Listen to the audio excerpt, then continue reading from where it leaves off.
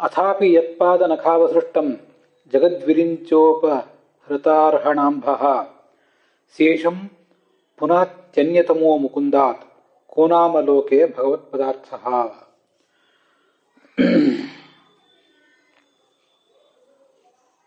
भागवत सारोद्धारस्य 240 श्लोकः 244 श्लोकः।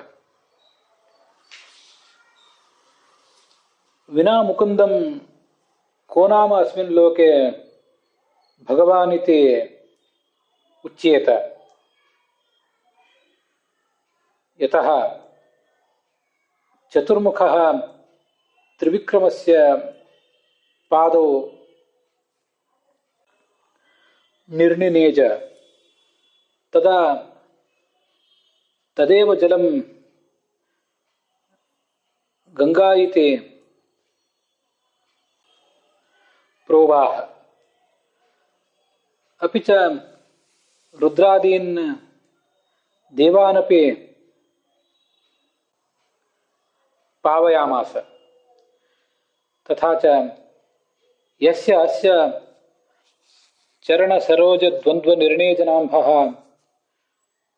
समस्तं जगत् पावयति तस्माद् अन्यः को नाम मुकुन्द शब्देन अभिधीयेत। अस्य व्याख्यानं तु एवं क्रियते विष्णुतीर्थाचार्येण। तत्र भागवतान् धर्मान् शिक्षेत् गुरुवात्मदैवतः इति पूर्वं शिष्यः गुरोः भागवतान् धर्मान् अधिगच्छेत् इत्युक्तम्। तत्र कोऽयं भगवच्छब्दवाच्यः पुरुषः?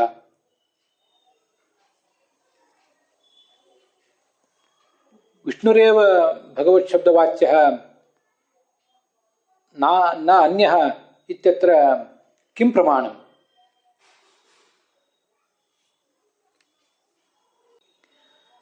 इत्ययं शङ्का पाखण्डविभिन्नचेतसां तटस्थानां च पुरुषाणाम् उदेत्येव। तामिमां शङ्कां परिहर्तुम् अथापि इति श्लोकः प्रवर्तते। भगवान् इति शब्दस्य तु केवलं पूज्यः इत्येव नार्थः, किन्तु ऐश्वर्यस्य समग्रस्य वीर्यस्य यशसः श्रियः ज्ञानवैराग्ययोश्चैव षण्णां भग इतीरण इति श्लोकानुसारेण षड्गुणानां समूहः यत्र निहितः स एव भगवान् इति कथ्यते।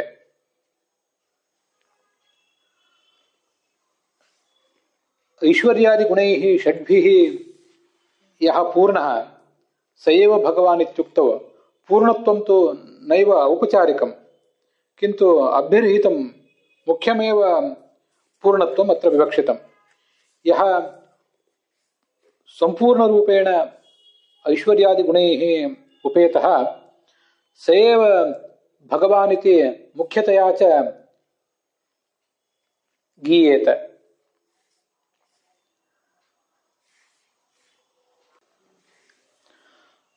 भागवतमेव 11 स्कन्धे वासुदेवो भगवतां त्वम् इति उद्धवस्य वचनं कृष्णं प्रति वदति। अस्मिन् लोके अनेके भगवन्तः वर्तन्ते, तेषां मध्ये वासुदेवः भगवत्तमः, एवं च सोऽयं भगवत्तमः वासुदेवः एव त्वमेव कृष्णः। तत्र भागवत तात्पर्यम् एवं तस्य अर्थं विवृणोति। ऐश्वर्यादिगुणैषड्भिः सामग्र्यात् सर्वदेवताः भगवच्छब्दवाच्याश्च साक्षात् तु भगवान् हरिः निरपेक्षं तु सामग्र्यं तस्य सर्वाधिकं यतः इति। सर्वाः अपि देवताः, देवतास्त्रियः ದೇವಪುರುಷಾಶ್ಚ ಐಶ್ವರ್ಯಾದಿ ಷಡ್ಭಿಃ ಐಶ್ವರ್ಯಾದಿಭಿಃ ಷಡ್ಭಿಶ್ಚ ಗುಣೈಃ ಭಗವಂತಃ ಇತಿ ಅಭಿಧಾನಮರ್ಹಂತಿ. ಪರಂತು ಭಗವಚ್ಛಬ್ದೇನ ಸಾಕ್ಷಾತ್ ಭಗವಾನ್ ವಿಷ್ಣುರೇವ ಭಣ್ಯತೆ. ಯತಃ ಅನ್ಯೇಷು ಪುರುಷೇಷು ಸಾಪೇಕ್ಷಮೇವ ಗುಣಸಾಮಗ್ರ್ಯಂ ವರ್ತತೆ. ಭಗವತಿ ತು ನಿರಪೇಕ್ಷಂ ಗುಣಸಾಮಗ್ರ್ಯಂ ಗುಣಪೂರ್ಣತ್ವಂ ವರ್ತತೆ ಇತಿ ಕಾರಣೇನ ಭಗವಚ್ಛಬ್ದಸ್ಯ ಮಹಾಯೋಗೇನ ಮಹಾರೂಢ್ಯಾ ಚ ವಿಷ್ಣವಿ ಏವ ಪ್ರವೃತ್ತಿ ಅಸ್ಮಾಭಿರಪಿ ಅನುಸಂಧೀಯೇತ. ಭಾಗವತದ ಶ್ಲೋಕವನ್ನು ಈ 244ನೇ ಶ್ಲೋಕವನ್ನು ನಾವು ನೋಡ್ತಾ ಇದ್ದೇವೆ. ಅದು ಯಾಕೆ ಹೊರಟಿದೆ ಆ ಶ್ಲೋಕ? ಹಿಂದೆ ನಮಗೊಂದು ವಿಷಯ ಬಂದಿತ್ತು, ಆ ವಿಷಯವನ್ನು ಆಧರಿಸಿ ಈ ಶ್ಲೋಕ ಹೊರಟಿದೆ. ಭಾಗವತ ಧರ್ಮಗಳನ್ನು ಗುರುಗಳ ಮೂಲಕ ಶಿಷ್ಯ ಕಲಿಬೇಕು ಅಂತ ಬಂತಲ್ಲ. ಭಾಗವತ ಧರ್ಮ ಅಂದರೆ ಭಗವಂತನಿಗೆ ಸಂಬಂಧಪಟ್ಟ ಧರ್ಮ. ಭಗವಂತನನ್ನ ಯಾರು ನಂಬುತ್ತಾರೆ, ಭಕ್ತರಿದ್ದಾರೆ, ಅವರಿಗೆ ಅವರು ಆಚರಿಸುವಂತಹ ಧರ್ಮ ಅಂತ ಹೀಗೆಲ್ಲ ಅದಕ್ಕೆ ಅರ್ಥ.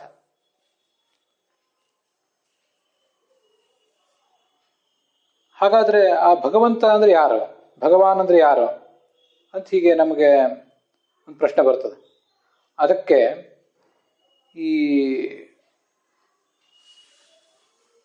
ಶ್ಲೋಕ ಭಗವಾನ್ ಅಂತ ಕರೆಸ್ಕೊಳ್ಳೋದು, ಈ ಭಗವಂತನನ್ನು ವಿಷ್ಣುವನ್ನು ಬಿಟ್ಟರೆ ಬೇರೆ ಯಾರು ಕರೆಸ್ಕೊಳ್ಳಿಕ್ಕೆ ಸಾಧ್ಯ ಅಂತ ಅವನನ್ನೇ ವರ್ಣಿಸಿದೆ.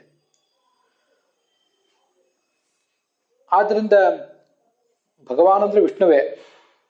ಆ ವಿಷ್ಣುವಿನ ಕುರಿತಾದ ಧರ್ಮಗಳಿವೆ, ಮತ್ತೆ ವಿಷ್ಣುವಿನ ಭಕ್ತರ ಕುರಿತಾದಂತಹ ಧರ್ಮಗಳು, ಅವುಗಳನ್ನೇ ಸಾಧಕನಾದವನು ಆಚರಿಸಬೇಕು ಅಂತ ಅದರ ತಾತ್ಪರ್ಯ.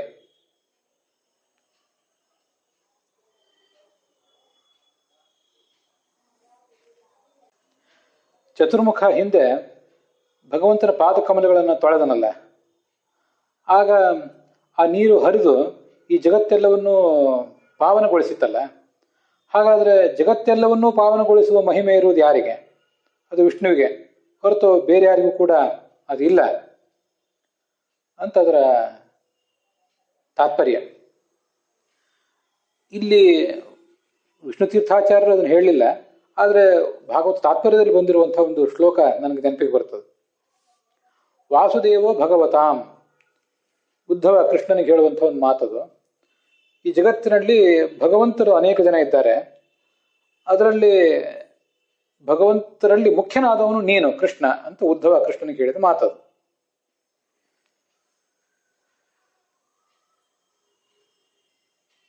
ಅಲ್ಲಿ ಭಾಗವತ ತಾತ್ಪರ್ಯದಲ್ಲಿ ಆಚಾರ್ಯರು ಒಂದು ಮಾತನ್ನ ಹೇಳ್ತಾರೆ.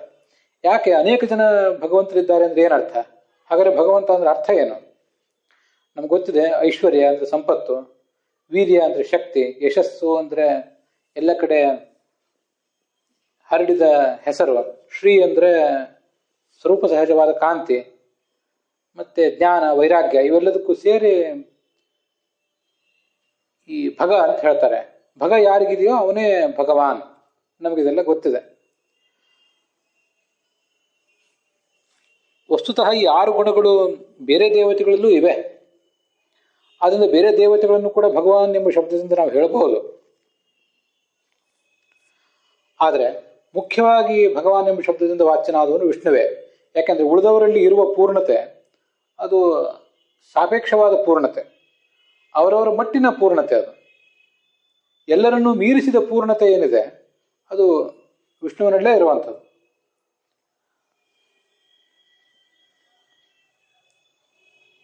ಹೀಗೆ ಭಾಗವತ ತಾತ್ಪರ್ಯ ಅಲ್ಲೇನು 11ನೇ ಸ್ಕಂದದಲ್ಲಿ ಬರೋದಿದೆ, ಅದಕ್ಕನುಗುಣವಾಗಿಯೂ ಮತ್ತು ಇಲ್ಲಿ ಬರುವ ಈ ಶ್ಲೋಕಕ್ಕನುಗುಣವಾಗಿಯೂ ಭಗವಂತನನ್ನೇ, ವಿಷ್ಣುವನ್ನೇ ಭಗವಾನ್ ಅಂತ ನಾವು ಹೇಳಬೇಕು. ಭಾಗವತ ತಾತ್ಪರ್ಯದಲ್ಲಿ ಬಂದಿರುವಂಥ ಒಂದು ಶ್ಲೋಕನೂ ನೆನಪಿಗೆ ಬಂತು, ಅದನ್ನು ಈ ಸಂದರ್ಭದಲ್ಲಿ ಸೇರಿಸ್ಕೊಳ್ಳೋಣ ಅಂತ ಅದನ್ನು ಕೂಡ ಸೇರಿಸಿದೆ. ಯಾರಿಗೆ ಸ್ವಯಂ ಮೋಕ್ಷಧಾನ ಸಾಮರ್ಥ್ಯ ಇಲ್ಲವೋ ಅಂಥವನನ್ನು ಐಶ್ವರ್ಯಾದಿ ಗುಣಗಳು ಪೂರ್ಣವಾಗಿ ಉಳ್ಳವನು ಅಂತ ನಾವು ಹೇಳೋದು ಹೇಗೆ? ಅದು ಸರಿಯಾಗೋದಿಲ್ಲ. ವಿಷ್ಣುವೇ ಮೋಕ್ಷದಾಯಕ ಅಂದಮೇಲೆ ಅವನೇ ಪೂರ್ಣ ಗುಣಶಾಲಿ ಆಗಬೇಕು, ಅವನೇ ಭಗವಂತ ಆಗಬೇಕು. ಮುಕುಂದ ಅಂದ್ರೆ ಏನು? ಮುಚಂ ದದಾತಿ, ಮುಕುಂ ಅಂದ್ರೆ ಮೋಕ್ಷವನ್ನು ಕೊಡುವವನು ಅಂತ ಅದರ ತಾತ್ಪರ್ಯ. ಭಗವಾನ್ ಅಂದ್ರೆ ಪೂಜ್ಯ ಮಾತ್ರ ಅಂತ ಅರ್ಥ ಇಟ್ಕೊಂಡ್ರೆ ರುದ್ರಾದಿಗಳು ಕೂಡ ಪೂಜ್ಯರೇ, ಆದರೆ ಅವ್ರನ್ನ ಯಾಕೆ ಇಲ್ಲಿ ಇಟ್ಕೊಳ್ಬಾರ್ದು ಅಂದ್ರೆ ಭಾಗವತ ಹೇಳ್ತದೆ, ಹರ ಹರಿ ವಿರಿಂಚ ಇವರೆಲ್ಲರೂ ಸಮಾನರು ಅಂತ ಹೇಳಿದ್ರೆ ಅವ್ರನ್ನೆಲ್ಲ ನಾವು ಭಗವಂತರು ಅಂತ ಹೇಳ್ಬೋದಿತ್ತು. ಆದರೆ ಅವರೆಲ್ಲರೂ ಭಗವಂತರು ಹೌದು, ಸಮಾನವಾಗಿ ಭಗವಂತರಲ್ಲ. ಚತುರ್ಮುಖ ಬ್ರಹ್ಮದೇವ ಭಗವಂತನ ಪೂಜೆ ಮಾಡಿದವನು, ಅವನು ಪಾದ ಪ್ರಕ್ಷಾಳನೆ ಮಾಡಿದವನು. ರುದ್ರದೇವ ಆ ಹರಿಯ ಪಾದತೀರ್ಥವನ್ನ ತನ್ನ ತಲೆಯ ಮೇಲೆ ಧರಿಸಿದವನು. ಅದನ್ನ ಭಾಗವತ ಸ್ಪಷ್ಟವಾಗಿ ಹೇಳಿದೆ. ಶೇಷಂ ಪುನಾತ್ಯನ್ಯತಮೋ ಮುಕುಂದಾತ್ ಅಂತ. ಚತುರ್ಮುಖ ಬ್ರಹ್ಮ ರುದ್ರ ಮೊದಲಾದ ದೇವತೆಗಳಿಂದ ಕೂಡಿದ ಈ ಜಗತ್ತನ್ನ ಅದು ಪಾವನಗೊಳಿಸಿದೆ, ಈ ನೀರು. ಹಾಗಿರುವಾಗ ಭಗವಂತನನ್ನು ಬಿಟ್ಟು ಬೇರೆಯವ್ರನ್ನ ಹೇಗೆ ತಿಳ್ಕೊಳ್ಳಿಕ್ಕೆ ಸಾಧ್ಯ? ಯಚ್ಛೌಚ ನಿಸೃತ ಸರಿತ್ ಪ್ರವರೋಧಕೇನ ತೀರ್ಥೇನ ಮೂರ್ಧಿ ಅಧಿಧೃತೇನ ಶಿವಶಿವೋ ಭೂತ್. ಧಾತುರು ಮನಃಶಮಲ ಶೈಲ ವಿಸೃಷ್ಟ ವಜ್ರಂ ಧ್ಯಾಯೇಚ್ಚಿರಂ ಭಗವತ ಚರಣಾರವಿಂದಂ ಅಂತ 3ನೇ ಸ್ಕಂದದಲ್ಲಿ ಬರುವಂಥ ಒಂದು ಮಾತು. ಸಾರೋದ್ಧಾರದಲ್ಲಿ ವಿಷ್ಣು ತೀರ್ಥಾಚಾರ್ಯರು ಕೂಡ ಆ ಶ್ಲೋಕವನ್ನ ಹೇಳಿದ್ದಾರೆ. ಏನರ್ಥ ಅದಕ್ಕೆ? ಯಾವ ಹರಿಯ ಪಾದಕಮಲವನ್ನ ಬ್ರಹ್ಮದೇವ ಧರಿಸಿ ಮುಂದೆ ಶಿವನಿಗೂ ಕೊಟ್ಟ,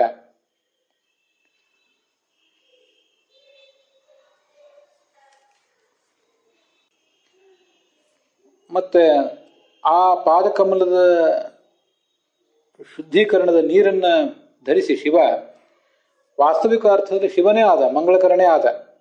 ಮೊದಲು ಅವನು ಶಿವನೇ ಆಗಿದ್ದ, ಆದರೆ ಧರಿಸಿದ ಮೇಲೆ ಮತ್ತಷ್ಟು ಪಾವಿತ್ರ್ಯ ಆತನಿಗೆ ಬಂದುದರಿಂದ ಆತ ಶಿವನೇ ಆದ ಅಂತ ಹೇಳ್ತದ. ಮುಂದೆ 245ನೇ ಶ್ಲೋಕ. ತಮೇವ ಯೂಯಂ ಭಜತಾತ್ಮವೃತ್ತಿಭಿ ಮನೋವಚಃ ಕಾಯಗುಣೈ ಸ್ವಕರ್ಮಭಿ ಅಮಾಯಿನಃ ಕಾಮದುಗಾಂಗ್ರಿ ಪಂಕಜಂ ಯಥಾಧಿಕಾರಾವಸಿತಾರ್ಥ ಸಿದ್ಧಯೇ. ಪೃಥುರಾಜ ತನ್ನ ಪ್ರಜೆಗಳಿಗೆ ಹೇಳುವಂಥ ಒಂದು ಮಾತು. ನೀವೆಲ್ಲರೂ ಕೂಡ ಮಾಡಬೇಕಾದ ಕೆಲಸ ಏನು? ಭಗವಂತನ ಪಾದಕಮಲಗಳನ್ನು ಧ್ಯಾನಿಸಬೇಕು. ಆತ್ಮವೃತ್ತಿಭಿ, ನಿಮ್ಮ ಮನಸ್ಸು, ವಾಕ್ ಮತ್ತು ಕಾಯ, ಹೀಗೆ ತ್ರಿಕರಣಗಳ ಮೂಲಕವೂ ಕೂಡ ಏನೇನು ಕರ್ಮ ಮಾಡ್ತೀರಿ ಆ ಕರ್ಮಗಳನ್ನೆಲ್ಲ ಮಾಡಿ ಆ ಕರ್ಮಗಳನ್ನು ಭಗವಂತನಿಗೆ ಅರ್ಪಿಸಿ ಆ ಭಗವಂತನನ್ನ ಆ ಮೂಲಕ ಪೂರಿಸಬೇಕು. ಒಬ್ಬ ರಾಜ ತನ್ನ ಪ್ರಜೆಗಳಿಗೆ ಕೊಡಬಹುದಾದಂಥ ಒಂದು ಶ್ರೇಷ್ಠ ಉಪದೇಶ ಇದು.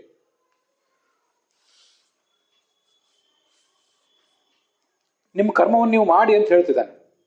ನೀವು ಕರ್ಮವನ್ನೇ ಮಾಡಬೇಡಿ, ನೀವು ಆಲಸಿಗಳಾಗಿ ಬದುಕಿರಿ ಅಂತ ಹೇಳುವಂಥ ಪ್ರಜೆಗಳನ್ನ ಕ್ರಿಯಾರಹಿತರನ್ನಾಗಿ ನಿಷ್ಕ್ರಿಯರನ್ನಾಗಿ ಮಾಡುವುದು ಒಬ್ಬ ರಾಜನಿಗೆ ಶೋಭಿಸೋದಿಲ್ಲ. ನೀವೆಲ್ಲರೂ ನಿಮ್ಮ ಕರ್ತವ್ಯವನ್ನು ಮಾಡ್ತಾನೆ ಇರಬೇಕು, ಯಾವತ್ತೂ ನಿಮ್ಮ ಕರ್ತವ್ಯವನ್ನು ನೀವು ಬಿಡಬಾರದು, ಅದವನ ತಾತ್ಪರ್ಯ. ಆದರೆ ಯಾವತ್ತೂ ನಿಮ್ಮ ಈ ಕರ್ತವ್ಯಗಳನ್ನು ನಾಸ್ತಿಕ ಬುದ್ಧಿಯಿಂದ ಮಾಡಬೇಡಿ, ಆಸ್ತಿಕ ಬುದ್ಧಿಯಿಂದ ಇದನ್ನು ಮಾಡಿರಿ, ಕಪಟವಿಲ್ಲದೆ ಮಾಡಿ ಅಂತ. ಅಮಾಯಿನಃ, ಅದು ಒಂದು ಮುಖ್ಯ. ಕರ್ಮ ಮಾಡಿ ಅಂತ ಈಗಿನ ಕಾಲದ ಆಡಳಿತಗಾರರು ಹೇಳೋದೇ ಇಲ್ಲ. ಕರ್ಮ ಮಾಡಲಿಕ್ಕೆ ಜನರನ್ನು ತೊಡಗಿಸೋದಿಲ್ಲ. ಅವರು ಆಲಸಿಗಳನ್ನಾಗಿ ಪ್ರಜೆಗಳನ್ನ ಮಾಡುವ ಒಂದು ಹುನ್ನಾರ, ಆ ಮೂಲಕ ತಮ್ಮ ಅಧಿಕಾರದ ಸ್ಥಾನವನ್ನು ಭದ್ರಪಡಿಸಿಕೊಳ್ಳುವಂತಹ ಉದ್ದೇಶ ಇರ್ತದೆ ಅವರಿಗೆ. ಮತ್ತೆ ಕಪಟ ಬೇಡ, ಎಲ್ಲರೂ ಪ್ರಾಮಾಣಿಕರಾಗಿರಿ. ಇಂಥ ಮಾತುಗಳನ್ನು ಹೇಳುವವರು ಇಲ್ಲ, ಕೇಳುವವರು ಇಲ್ಲ. ಅಪ್ರಿಯಸ್ಯ ಚ ಪಥ್ಯಸ್ಯ ವಕ್ತಾ ಶ್ರೋತಾಚ ದುರ್ಲಭ ಅಂತ ರಾಮಾಯಣದಲ್ಲಿ ಒಂದು ಮಾತು ಬರ್ತದೆ. ಪ್ರಾಯ ವಿಭೀಷಣ ಅದನ್ನ ರಾವಣನಿಗೆ ಹೇಳೋ ಮಾತು. ಅಪ್ರಿಯ, ಸ್ವಲ್ಪ ಪ್ರಿಯವ, ಅದು ಪಥ್ಯವಾದ ಮಾತು ಏನಿರ್ತದೆ ಅದು ಕೇಳಲಿಕ್ಕೆ ಅಷ್ಟು ಪ್ರಿಯವಾಗಿರೋದಿಲ್ಲ. ಇವನೇನು ಹೇಳ್ತಾನೆ ಅಂತ ಅನಿಸ್ಬಿಡ್ತದೆ. ಆದರೆ ಪ್ರಿಯವಾಗಿರಬೇಕು ಅಂತ ಸುಳ್ಳು ಮಾತನ್ನು ಹೇಳಲಿಕ್ಕೆ ಸಾಧ್ಯ ಆಗೋದಿಲ್ಲ. ಸುಳ್ಳನ್ನು ಹೇಳಿ ಅದನ್ನು ಕೇಳುವವರಿಗೇನು ಉಪಯೋಗ ಇರೋದಿಲ್ಲ. ಅವ್ರಿಗೊಂದಿಷ್ಟು ಸಮಾಧಾನ ಆಗಬಹುದು, ಸಂತೋಷ ಅನಿಸ್ಬಹುದು. ಆದರೆ ಸುಳ್ಳಾಡಿದ್ರಿಂದ ಆಗುವ ಲಾಭ ಏನು? ಅದರಿಂದ ಮುಂದೆ ಲೌಕಿಕವಾಗಿ ಆದರೂ ಪಾರಮಾರ್ಥಿಕವಾಗಿ ಆದರೂ ಏನಾದ್ರು ಲಾಭ ಆಗ್ತದೇನೋ? ಸುಳ್ಳನ್ನು ಹೇಳಿದಂತ ಆಯ್ತೇ ಹೊರತು ಲಾಭ ಏನು ಅದರಿಂದ? ಲೌಕಿಕದಲ್ಲಿಯೂ ಕೂಡ ಸುಳ್ಳನ್ನು ಕೇಳಿದ್ರಿಂದ ಹೇಳಿದ್ರಿಂದ ದೊರೆಯುವ ಲಾಭ ಅದು ಅಲ್ಪಕಾಲದ ಲಾಭ ಅಷ್ಟೇ, ಪೂರ್ಣಕಾಲದ ಲಾಭ ಅಲ್ಲ ಅದು. ಆ ಲಾಭವು ಕೂಡ ಹೊರಟೋಗ್ಬಿಡ್ತದೆ. ಮತ್ತೆ ಅಂತ ಸುಳ್ಳುಗಳ ಸರಮಾಲೆಯನ್ನೇ ಅವಲಂಬಿಸಿ ಎಲ್ಲರೂ ಕೂಡ ಬದುಕಬೇಕಾಗ್ತದೆ. ಎಲ್ಲರೂ ಕಪಟಿಗಳೇ ಆಗಿಬಿಡ್ತಾರೆ. ಅದರಿಂದ ಕಪಟವಿಲ್ಲದೆ ಭಗವಂತನ ಹೀಗೆ ಬರೀಸರಿ ಅಂತ ಹೇಳ್ತಿದ್ದಾನ ರಾಜ. ಆರ್ಜವ ಅನ್ನುವ ಗುಣವನ್ನು ಕಲಿಯಬೇಕು ಅಂತ ಹಿಂದೆ ಪ್ರಬುದ್ಧ ಮುನಿಗಳು ವಿದೇಹ ರಾಜನಿಗೆ ಉಪದೇಶಿಸಿದ್ರು. ಆರ್ಜವಂ ಶಿಕ್ಷೇತ್ ಅಂತ. ಶೌಚಂ ತಪಸ್ಥಿತಿಕ್ಷಾಂಚ ಮೌನಂ ಸ್ವಾಧ್ಯಾಯ ಮಾರ್ಜವಂ. ಪ್ರಾಮಾಣಿಕತನ. ಆ ಪ್ರಾಮಾಣಿಕವಾದ ಮಾರ್ಗದಲ್ಲಿ ಸಾಧಕ ಬದುಕಬೇಕು. ಅದನ್ನ ರಾಜನಾದವನು ತನ್ನ ಪ್ರಜೆಗಳಿಗೆ ಯಾವತ್ತೂ ಕೂಡ ಹೇಳಬೇಕು.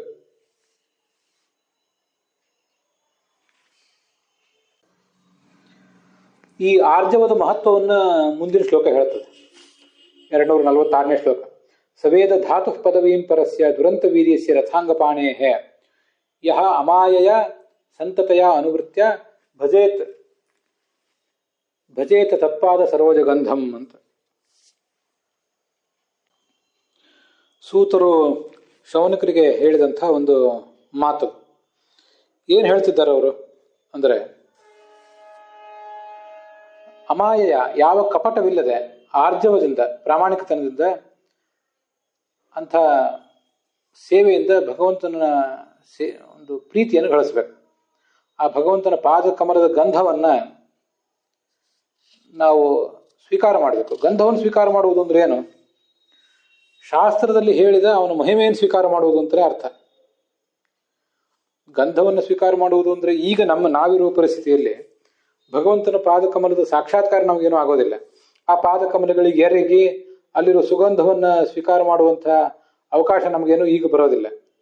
ಆದ್ರಿಂದ ನಾವೀಗ ಸ್ವೀಕಾರ ಮಾಡಬೇಕಾಗಿರುವಂಥ ಗಂಧ ಅಂದ್ರೆ ಯಾವುದದು ಅಂದ್ರೆ, ನಾವಿದನ್ನ ಅನೇಕ ಕಡೆ ಹೇಳ್ತಿರ್ತೀವಿ, ಅವನಿಗೆ ಆ ಶಾಸ್ತ್ರದ ಗಂಧಗಾಳಿ ಇಲ್ಲ ಅಂತ ಹೇಳಿ.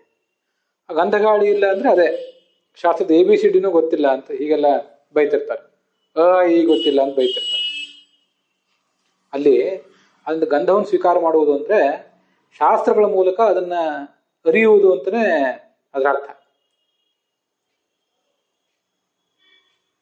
ಆ ಭಗವಂತ ಏನೇನು ಮಹಿಮೆಗಳನ್ನು ತನ್ನ ಶಾಸ್ತ್ರದಲ್ಲಿ ತೋರಿಸಿದ್ದಾನೆ ಅವುಗಳೆಲ್ಲವನ್ನೂ ಶಾಸ್ತ್ರದ ಮೂಲಕ ಅರಿಯುವುದಷ್ಟೇ ನಮಗೆ ಈಗಿರುವಂತಹ ಕರ್ತವ್ಯ. ಹೀಗೆ ಯಾರು ಆರ್ಜವದಿಂದ ಆ ಭಗವಂತನ ಪಾದ ಸೇವೆಯನ್ನು ಮಾಡಿದ್ದಾನೆ ಅವನೇ ಆ ಭಗವಂತನ ಮಹಿಮೆಯನ್ನು ತಿಳಿಯಬಲ್ಲ. ಸ ವೇದ ಧಾತು ಪದವೀಂ. ಅವನು ಭಗವಂತ ಧಾತ, ಜಗತ್ತೆಲ್ಲವನ್ನು ಧರಿಸಿದವನು. ಅವನ ಪದವಿ ಅಂದ್ರೆ ಅವನ ಮಾರ್ಗ, ಅವನ ರೀತಿ, ಅದನ್ನು ತಿಳಿಯಬಲ್ಲ.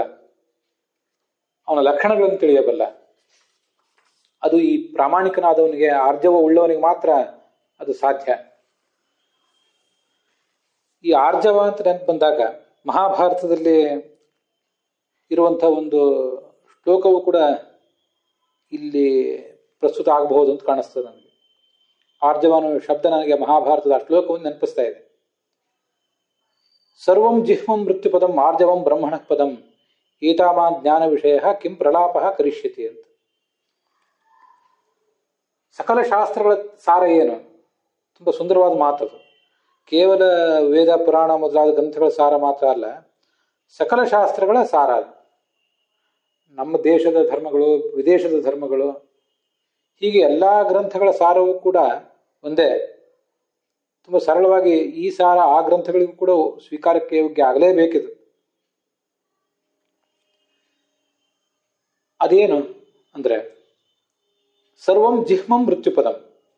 ದುರ್ಬುದ್ಧಿ ಎಲ್ಲವೂ ಕೂಡ, ದುರ್ಬುದ್ಧಿ ಅದು ಯಾರಲ್ಲೇ ಇರಲಿ, ಪಂಡಿತರಲ್ಲಿರಲಿ, ಪಾಮರರಿರಲಿ, ಸ್ತ್ರೀಯರಿರಲಿ, ಶೂದ್ರರಲ್ಲಿರಲಿ, ವೈದಿಕರಲ್ಲಿರಲಿ, ಅವೈದಿಕರಲ್ಲಿರಲಿ,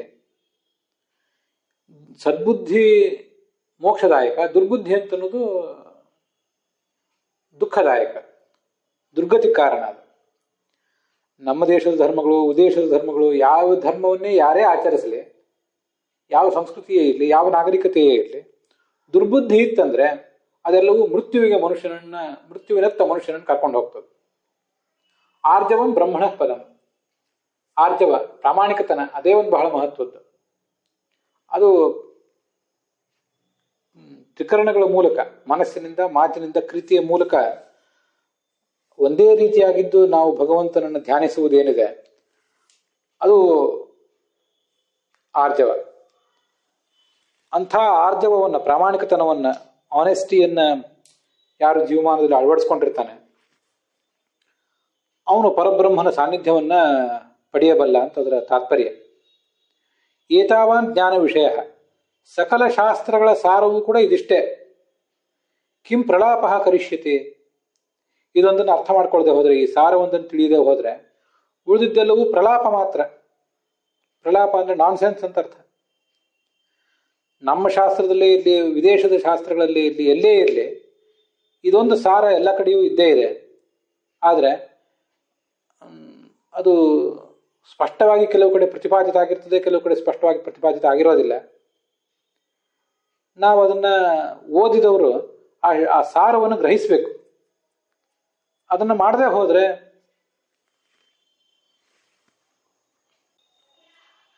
ಆ ಸಾರವನ್ನು ಗ್ರಹಿಸದೆ ಹೋದ್ರೆ ಆ ವ್ಯಕ್ತಿ ತನಗೆ ಸಂಬಂಧಪಟ್ಟ ಯಾವ ಗ್ರಂಥವನ್ನು ಓದಿದ್ರೂ ಕೂಡ ಅವನಿಗೆ ಅದರಿಂದ ಏನು ಲಾಭವೂ ಕೂಡ ಇಲ್ಲ. ಕಾಯಸ್ಸೇವ ಕದರ್ಥನಂ ಅಂತ ಒಂದು ಕಡೆ ಭಾಗವತದಲ್ಲಿ ಹೇಳ್ತಿರ್ತಾರೆ. ಶರೀರವನ್ನು ಸುಮ್ಮನೆ ಶೋಷಣೆಗೊಳಪಡಿಸಿದಂತೆ, ನಾನಾ ಥರದ ಧರ್ಮಗಳನ್ನೆಲ್ಲ ಕಷ್ಟಪಟ್ಟು ಮಾಡಿ ಆ ಶರೀರವನ್ನು ಶೋಷಣೆಗೊಳಪಡಿಸಿದಂತೆ. ಒಳಗೆಲ್ಲ ದುರ್ಬುದ್ಧಿಯೇ ತುಂಬಿರ್ತದೆ. ಆ ದುರ್ಬುದ್ಧಿ ಆ ಸಾಧಕನನ್ನ ದುರ್ಗತಿಗೆ ತಗೊಂಡು ಹೋಗ್ತದೆ, ಸದ್ಗತಿಗೆ ತಗೊಂಡು ಹೋಗೋದಿಲ್ಲ. ಅದರಿಂದ ಶರೀರ ತುಂಬ ಶೋಷಣೆಗೆ ಒಳಪಟ್ಟು ದುಃಖ ಪಡ್ತದೆ ಅಷ್ಟೆ.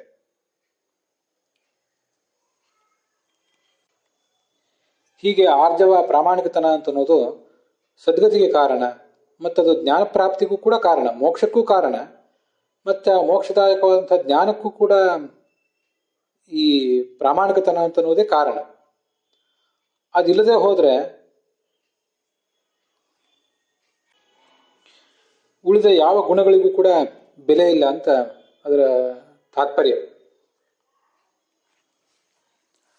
ಇತ್ತಂ ಪರಸ್ಯ ನಿಜ ಧರ್ಮ ರಿರಿಕ್ಷಯಾತ್ತ ಲೀಲಾತನೋಸ್ತದನು ರೂಪ ವಿಡಂಬನಾನಿ ಕರ್ಮಾಣಿ ಕರ್ಮ ಕಷಣಾನಿ ವಿದುತ್ತಮಸ್ಯ ಗಾಯೇದಮುಷ್ಯ ಪದಯೋ ಅನುವೃತ್ತಿ ಮಿಚ್ಛನ್ ಅಂತ 10ನೇ ಸ್ಕಂದದ ಶ್ಲೋಕ ಇದೆ. ಈ ಪುಸ್ತಕದಲ್ಲಿ ವಿಡಂಬನಾನಿ ಅಂತಿರೋ ಬದಲು ವಿಡಂಬನ ನಾನಿ ಅಂತಿದೆ. ಒಂದು ಮೊದಲನೇ ನ ಅದು ಅನಗತ್ಯ, ಅಲ್ಲಿ ಅದೊಂದನ್ನ ತೆಗೆದು ಹಾಕೋದು ಒಳ್ಳೆಯದು. ವಿಡಂಬನ ನಾನಿ ಬೇಡ, ವಿಡಂಬನಾನಿ ಅಷ್ಟು ಮಾತ್ರ ಸಾಕು. ಸಾಧಕನ ಕರ್ತವ್ಯ ಏನು? ಭಗವಂತನ ಕರ್ಮಗಳನ್ನು ನಿರಂತರವಾಗಿ ಧ್ಯಾನಿಸ್ತಾ ಇರಬೇಕು. ಅದೇ ದೊಡ್ಡ ಕರ್ತವ್ಯ. ಅದಕ್ಕಿಂತ ದೊಡ್ಡ ಕರ್ತವ್ಯ ಬೇರೆ ಏನು ಕೂಡ ಇಲ್ಲವೇ ಇಲ್ಲ. ಯಾರು ಆ ಭಗವಂತ? ಎಂಥವನು ಏನು ಮಾಡಿದ್ದಾನೆ ಅಂದರೆ, ಭಕ್ತರ ಧರ್ಮ ರಕ್ಷಣೆಗಾಗಿ ಕೃಷ್ಣ, ರಾಮ ಇತ್ಯಾದಿ ರೂಪಗಳಿಂದ ಭೂಲೋಕಕ್ಕೆ ಬಂದಿದ್ದಾನೆ. ಮತ್ತೆ ಅನುರೂಪ ವಿಡಂಬನಾನೆ, ಜಗತ್ತಿನನ್ನ ಅವನು ಅನುಕರಿಸ್ತಾ ಇದ್ದಾನೆ ತನ್ನ ಲೀಲೆಗಳ ಮೂಲಕ. ಇದನ್ನು ನಾವೆಲ್ಲ ನೋಡ್ತಾ ಇದ್ದೇವೆ. ಆದರೆ ಅವನು ಮಾಡಿದ್ದೆಲ್ಲವೂ ಕರ್ಮ ಏನಿದೆ, ಆ ಕರ್ಮಗಳು ಈ ಜಗತ್ತಿನ ದುಷ್ಕರ್ಮಗಳನ್ನೆಲ್ಲ ಕಳೆಯುವಂಥ ಕರ್ಮಗಳೇ ಅವನ ಕರ್ಮಗಳು. ಅವನ ಕರ್ಮಗಳನ್ನು ನಾವು ಅನುಸಂಧಾನ ಮಾಡಿದರೆ ನಮ್ಮ ದುಷ್ಕರ್ಮಗಳೆಲ್ಲ ಹೋಗ್ತವೆ. ಕರ್ಮಾಣಿ ಕರ್ಮಕಷಣಾನಿ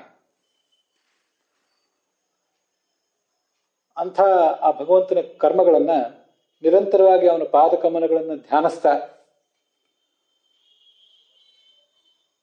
ಪದಯೋ ಅನುವೃತ್ತಿ ಮಿಚ್ಛನ್, ಈ ಅನುವೃತ್ತಿ ಭಗವಂತನಿಗೆ ನಾವೇನು ಈ ಸೇವಾ ಮಾಡ್ತಾ ಇದ್ದೀವಿ ಇದು ಶಾಶ್ವತವಾಗಿಯೂ ಕೂಡ ನಮಗೆ ಸಿಗುವಂತಾಗಲಿ, ಈ ಸೇವೆಯ ಭಾಗ್ಯ ನಮಗೆ ಹೋಗೋದು ಬೇಡ ಅಂತ ಆ ಭಗವಂತನನ್ನು ಕೇಳ್ಕೋಬೇಕು. ಅನುವೃತ್ತಿ ಮಿಚ್ಛನ್, ಆ ಸೇವೆಯ ಭಾಗ್ಯವನ್ನ ಯಾವತ್ತೂ ತಪ್ಪಿಸ್ಬೇಡ ಭಗವಂತನೇ ಅಂತ ಅವನನ್ನ ಕೇಳ್ತಾ ಇರ್ಬೇಕು ನಾವು. ಮತ್ತೆ ಅನುವೃತ್ತಿ ಅಂದ್ರೆ ತಾನೂ ಕೂಡ ಜ್ಞಾನಾನಂದ ಸ್ವರೂಪನಾಗಬೇಕು ಅಂತ ಹೀಗೆ ಬಯಸ್ಬೇಕಂತೆ.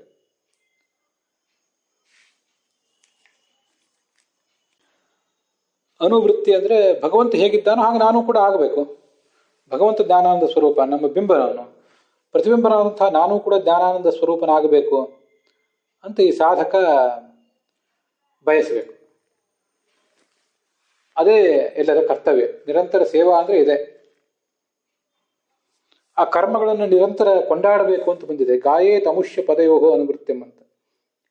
ಅವನು ಭಗವಂತ ಅವತಾರ ಮಾಡಿದಾಗ ಏನೇನು ಅವತಾರಗಳನ್ನು ಮಾಡಿದ, ಹೇಗೆ ಹುಟ್ಟಿದಾಗ ಏನು ಮಾಡಿದ, ಯಾರನ್ನ ಕೊಂದ, ಯಾರನ್ನ ರಕ್ಷಿಸಿದ, ಈ ಎಲ್ಲ ಲೀಲೆಗಳನ್ನು ಕೂಡ ನಾವು ನಿರಂತರವಾಗಿ ಕೊಂಡಾಡ್ತಾ ಇರಬೇಕು. ನಿರಂತರವಾಗಿ ಭಗವಂತನ ಕರ್ಮಗಳನ್ನೇ ನಾವು ಕೊಂಡಾಡ್ತಾ ಇರೋದ್ರದ್ದು ಒಂದು ಫಲ ಇಲ್ಲಿ ಬಂದಿಲ್ಲ, ನನಗೆ ಹಾಗೆ ಅನಿಸೋದು. ಸುಮ್ಮನೆ ಅದನ್ನೊಂದು ಹೇಳಿದೆ ಅಷ್ಟೇ. ಇಲ್ಲಿ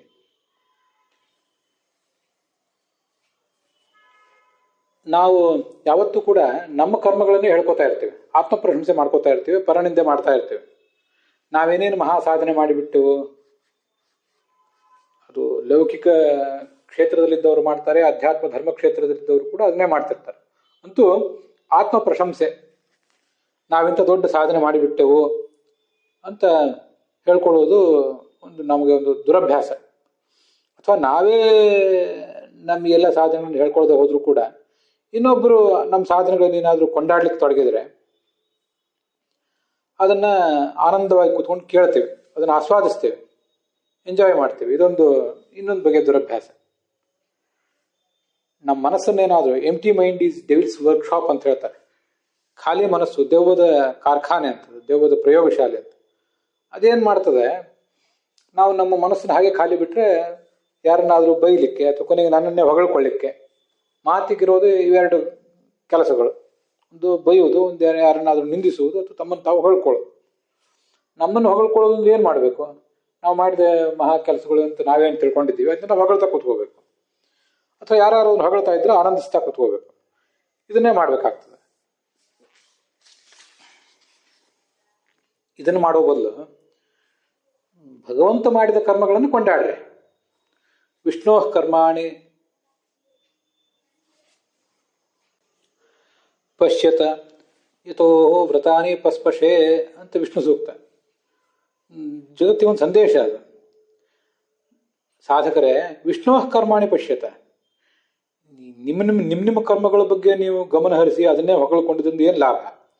ನಿಮ್ಮಂತೆ ಹುರುಮಾನವರಾದ ಯಾರ್ಯಾರ್ದೋ ವ್ಯಕ್ತಿಗಳ ಕರ್ಮಗಳನ್ನೆಲ್ಲ ನೋಡಿ ಅದನ್ನು ಆನಂದಿಸಿ ಅವರನ್ನು ಹೊಗಳಿ ಅದರಿಂದಾದ್ರೂ ನಿಮಗಾದ್ರೂ ಏನು ಲಾಭ, ಅವ್ರಿಗಾದ್ರೂ ಏನು ಲಾಭ? ಹೊಗಳುವುದೇ ಇದ್ದರೆ, ಕೇಳುವುದೇ ಇದ್ದರೆ ಆ ವಿಷ್ಣುವಿನ ಕರ್ಮಗಳನ್ನೇ ಹೊಗಳ್ತೇನೆ. ಇನ್ನೊಬ್ರು ಯಾರಾದರೂ ಹೊಗಳಿದ್ರೆ ಅದನ್ನೇ ಕೇಳ್ತೇನೆ. ಯಾಕಂದರೆ ಯಥೋ ವ್ರತಾನಿ ಪಸ್ಪಶೆ, ಜಗತ್ತೆಲ್ಲವೂ ಕೂಡ ಅವನಿಂದಲೇ ಹುಟ್ಟಿದೆ. ಇದು ವಿಷ್ಣು ಸೂಕ್ತ. ಅಥೋ ದೇವ ಅವಂತನೋ ಯಥೋ ವಿಷ್ಣುರ್ ವಿಚಕ್ರಮೇ ಅಂತ ಅಲ್ಲಿ ಬರುವಂಥ ಒಂದು ಶ್ಲೋಕ ಇದೆ. ಆದ್ದರಿಂದ ಅವನ ಕರ್ಮಗಳನ್ನೇ ಕೊಂಡಾಡ್ತಾ ಹೋದರೆ ಆ ಕರ್ಮಗಳ ಹಿಂದೆ ಇರುವಂಥ ಲೀಲೆಯನ್ನು ತಿಳಿದರೆ, ಇವನು ಎಲ್ಲ ಕರ್ಮಗಳನ್ನು ಕೂಡ ನಮಗೋಸ್ಕರ ಮಾಡಿದ್ದಾನೆ, ನಮ್ಮಲ್ಲಿರೋ ದುಷ್ಕರ್ಮಗಳನ್ನು ಕಳೆಯುವುದಕ್ಕೋಸ್ಕರ ಅವನು ಮಾಡಿದ್ದಾನೆ. ಕರ್ಮಾನಿ ಕರ್ಮ ಕಷಣಾನಿ, ಸತ್ಕರ್ಮ ಅಂತ ತಿಳಿದು ದುಷ್ಕರ್ಮವನ್ನು ಮಾಡಿಬಿಟ್ಟಿದ್ದೇವೆ. ಇಂಥ ಏನೇನೋ ತಪ್ಪುಗಳನ್ನು ನಾವು ಮಾಡೇ ಇದ್ದೇವೆ. ಕೆಲವು ಪಾಪಗಳನ್ನೇ ಮಾಡಿದ್ದೇವೆ, ಕೆಲವು ಪುಣ್ಯಗಳನ್ನೇ ಮಾಡಿದ್ದೇವೆ. ಆ ಪಾಪಗಳು ಪುಣ್ಯಗಳು ಸಮಾನವಾಗೇ ನಮ್ಮನ್ನು ಬಂಧಿಸಿವೆ. ಮತ್ತಷ್ಟು ಜನ್ಮಗಳನ್ನು ನಮಗೆ ತಂದು ಒಡ್ತಾವ. ನಮಗೆ ಗೊತ್ತಿದೆ, 14ನೇ ವರ್ಷದ ನಂತರ ನಾವು ಮಾಡುವ ಎಲ್ಲ ಕರ್ಮಗಳು ಕೂಡ ಮತ್ತೆ ನಮ್ಮನ್ನು ಬಂಧಿಸ್ತಾ ಹೋಗ್ತವೆ. ಮುಂದಿನ 10 ಜನ್ಮಕ್ಕೆ ಸಾಕಾಗುವಷ್ಟು ಪಾಪಗಳನ್ನು ನಾವು ಮಾಡಿಬಿಡ್ತೇವೆ. 10 ಜನ್ಮಕ್ಕೆ ಸಾಕಾಗುವಷ್ಟು ಕರ್ಮಗಳನ್ನು ಮಾಡ್ತೇವೆ. ದಶಾವರಾಣಾಂ ಜನ್ಮಾನಾಂ ಕಾರಣಾನಿ ಕರೋತ್ತೇಯಂ ಆ ಚತುರ್ದಶಮಾದ್ವರ್ಷಾತ್ ಕರ್ಮಾಣಿ ನಿಯಮೇನತ್ತು ಅಂತ. ಇಷ್ಟು ಕರ್ಮಗಳನ್ನು ನಾವು ಮಾಡ್ತೀವಲ್ಲ, ಇಂಥ ಬಂಧಕವಾದ ಕರ್ಮಗಳನ್ನೇ ಮಾಡುವುದು ನಮ್ಮ ಸ್ವಭಾವ. ಬಂಧಕವಾದ ಕರ್ಮವನ್ನು ಮಾಡುವ ಸ್ವಭಾವ ನಮ್ಮದೇನಿದೆ, ಇಂಥ ಜೀವನ ಕರ್ಮಗಳನ್ನು ಕಳೀಲಿಕ್ಕೆ ಭಗವಂತ ಬಂದವನು. ಇಂಥದ್ರಲ್ಲಿ ನೀವು ಅವನ ಕರ್ಮಗಳನ್ನು ಹೊಗಳುವುದನ್ನು ಬಿಟ್ಟು ನಿಮ್ಮ ಕರ್ಮಗಳನ್ನು ಹೊಗಳ್ಕೋತಾ ಇದ್ದೀರಲ್ಲ, ಇದು ನಾಚಿಕೆಗೇಡಿನ ವಿಷಯ ಅಲ್ವೇನೋ? ಹಿಂದೆದು 243ನೇ ಶ್ಲೋಕದಲ್ಲಿ ಬಂದಿದೆ. ಕ್ರಿಯತೆ ಚ ಬಂಧಕ ಸ್ವಭಾವಮೇವ ಕರ್ಮ ಕ್ರಿಯಾ ಸ್ವಭಾವೈ ದೇಹಿ ಮಾತ್ರೈ ವಿನಾ ಕರ್ಮಭಿ ಕ್ಷಣಮಾತ್ರ ಅವಸ್ಥಾದ ಅಶಕ್ನವದ್ಭಿ. ಈ ಕರ್ಮಗಳನ್ನು ಮಾಡದೆ ನಮಗಿರ್ಲಿಕ್ಕೆ ಸಾಧ್ಯ ಇಲ್ಲ. ಆದರೆ ಎಂಥ ಕರ್ಮಗಳನ್ನು ಮಾಡ್ತೀವಿ ಅಂದರೆ ಬಂಧಕವಾದ ಕರ್ಮವನ್ನೇ ಮಾಡಿಬಿಡ್ತೇವೆ. ನಮ್ಗೆ ಅರಿವಿಲ್ಲದಂತೆ ನಾವು ಮಾಡುವ ಕರ್ಮಗಳೆಲ್ಲವೂ ಕೂಡ ಮತ್ತಷ್ಟು ನಮ್ಮನ್ನು ಕಟ್ಟುತ್ತಾ ಹೋಗ್ತವೆ. ಕರ್ಮದ ಕೈಗಳಿಂದ ನಮ್ಮನ್ನು ನಾವೇ ಕಟ್ಟಿಸ್ಕೊಂಡು ಬಿಟ್ಟಿದ್ದೇವೆ. ಇಂಥ ಕರ್ಮಗಳನ್ನು ನಾವು ಮಾಡಿದ ಕರ್ಮಗಳನ್ನು ಹೊಗಳ್ತಾ ಕೂತ್ಕೊಂಡಿದ್ರಿಂದ ಏನು ಲಾಭ? ಹೊಗಳುವುದು ಮಾಡಿದ್ದೊಂದು ಕರ್ಮ, ಯಾವುದೋ ಫಲಕಾಮನೆಯಿಂದ, ಮತ್ತೆ ನಾನೇ ಮಾಡಿದ್ದೇನೆಂಬ ಅಹಂಕಾರದಿಂದ. ಮತ್ತೆ ಆ ಕರ್ಮಗಳನ್ನು ನಾವೇ ಹೊಗಳ್ಕೊಳ್ಳೋದು ಬೇರೆ, ಆತ್ಮ ಪ್ರಶಂಸೆ ಮಾಡ್ಕೊಳ್ಳೋದು ಬೇರೆ, ಇನ್ನೊಬ್ರು ಹೊಗಳಿದಾಗ ಅದನ್ನ ಎಂಜಾಯ್ ಮಾಡೋದು ಬೇರೆ.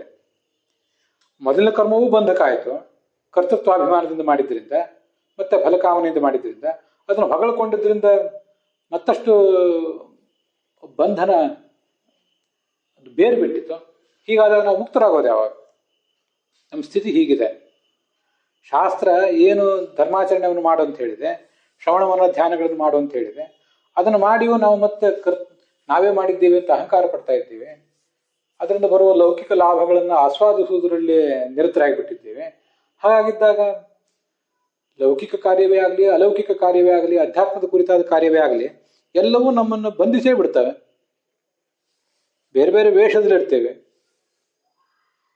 ಆದರೆ ಬಂಧನಕ್ಕೆ ಮಾತ್ರ ಒಳಗಾಗ್ತಾನೆ ಇರ್ತೀವಿ. ನಾವು ಬದ್ಧರಾಗಿದ್ದೀವಿ ಅನ್ನೋ ಎಚ್ಚರವೂ ನಮ್ಮಲ್ಲಿಲ್ಲದಂತಾಗಿಬಿಡ್ತದೆ. ಇಂತಹ ದುಸ್ಥಿತಿಯಲ್ಲಿರ್ತಾನೆ ಮನುಷ್ಯ. ನಾನು ಮಾಡ್ತಿರೋದು ನಾನು ಕಟ್ಟಿ ಹಾಕ್ತಾ ಇದೆ ಅನ್ನುವ ಎಚ್ಚರವೇ ಅವನಿಗಿಲ್ಲದಂತಾಗಿಬಿಡ್ತದಲ್ಲ. ಕಟ್ಟಿಸ್ಕೊಂಡ ಮೇಲೆ ಕೂಡ ಕಟ್ಟಿಸ್ಕೊಂಡಿದ್ದೀನಿ ಅಂತ ಗೊತ್ತಾಗೋದಿಲ್ಲ ಅವನಿಗೆ.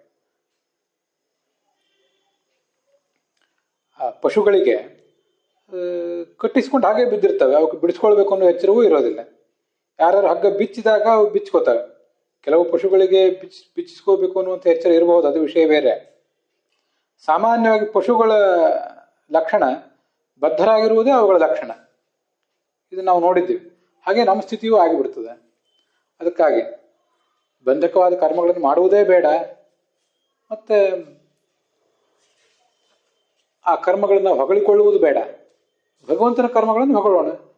ಅವು ನಮ್ಮ ಕರ್ಮಗಳನ್ನು ಕಳೀಲಿಕ್ಕಾಗಿಯೇ ಇರುವ ಕರ್ಮಗಳು. ಕರ್ಮಣ್ಯ ಕರ್ಮಯ ಪಶ್ಯೇತ್ ಅಂತ ಭಗವದ್ಗೀತೆ ಮಾತಿದೆಯಲ್ಲ. ಭಗವಂತ ಕರ್ಮ ಮಾಡಿದರೂ ಕೂಡ ಅವನು ಕರ್ಮ ಮಾಡಲಿಲ್ಲ. ಯಾಕಂದ್ರೆ ತನಗಾಗಿ ಮಾಡಲಿಲ್ಲ, ನಮಗಾಗಿ ಮಾಡಿದ ಅವನು. ಅದರಿಂದ ಕರ್ಮಣ್ಯ ಅಕರ್ಮಯ ಪಶ್ಯೇತ್ ಅಂದ್ರೆ ಅವನು ನಮಗಾಗಿ ಕರ್ಮ ಮಾಡಿದ್ರಿಂದ, ತನಗಾಗಿ ಮಾಡಲಿಲ್ಲ. ಅದರಿಂದ ಅವನು ಕರ್ತ ಆದರೂ ಅಕರ್ತ. ನಮ್ಮ ಕರ್ಮಗಳನ್ನು ಕಳೀಲಿಕ್ಕಾಗೇ ಮಾಡಿದ್ದು ಅಂತ ನಾವು ಯಾವಾಗಲೂ ಕೂಡ ಅನುಸಂಧಾನ ಮಾಡಬೇಕು. ಹಾಗೆ ಭಗವಂತನ ಕುರಿತಾದ ಲೀಲೆಗಳನ್ನು ನಾವು ಏನೇನು ಧ್ಯಾನಿಸುವಾಗಲ್ಲ, ಶಿಷ್ಟ ರಕ್ಷಣ, ದುಷ್ಟ ರಕ್ಷಣ, ದುಷ್ಟ ಶಿಕ್ಷಣ, ಹೀಗೆಲ್ಲ ಕೆಲಸಗಳನ್ನು ಮಾಡುವಾಗಲೂ ಎಲ್ಲವೂ ಸಂದರ್ಭದಲ್ಲೂ ಕೂಡ ಇವನ್ನೆಲ್ಲ ನಾನು ನೆನೆಸ್ಕೊಳ್ತಾ ಇದ್ದಂತೆ ನನ್ನ ಕರ್ಮಗಳು ಶ್ರಮಿತಾ ಇವೆ ಅನ್ನುವಂಥ ಒಂದು ಭರವಸೆಯನ್ನ, ಒಂದು ಸಮಾಧಾನವನ್ನು ಸಾಧಕ ತಾಳಬೇಕು. ಅದನ್ನು ಬೇಕಾದ್ದೆಲ್ಲವನ್ನು ಕೂಡ ಈ ಶ್ಲೋಕ ಹೇಳ್ತಿದೆ ನಮಗೆ. ಅಮಾಯೈ ಭಾನುವೃತ್ತ ತುಷ್ಯೇದ್ ಆತ್ಮಾತ್ಮದೋ ಹರಿಹಿ. ಭಾಗವತ ಧರ್ಮಗಳನ್ನು ಗುರುಗಳ ಮೂಲಕ ಕಲಿಬೇಕು, ಕಲಿತು ಮತ್ತು ಅದನ್ನು ಆಚರಿಸಬೇಕು. ಹೀಗೆಲ್ಲ ಮಾಡ್ತಾ ಇದ್ದಾಗ ಆತ್ಮದಃ ಹರಿಹಿ, ತನ್ನನ್ನು ತಾನೇ ಕೊಟ್ಕೊಳ್ಳಬಲ್ಲಂಥ ಹರಿ ತುಷ್ಯೇತ, ಅವನು ಸಂತೋಷ ಪಡ್ತಾನೆ. ಅಲ್ಲಿಗೆ 247ನೇ ಶ್ಲೋಕ ಇಲ್ಲಿಗೆ ಸಮಾಪ್ತವಾಗಿದೆ. ಇವತ್ತಿನ ಭಾಗವೂ ಕೂಡ ಸಮಾಪ್ತವಾಗಿದೆ.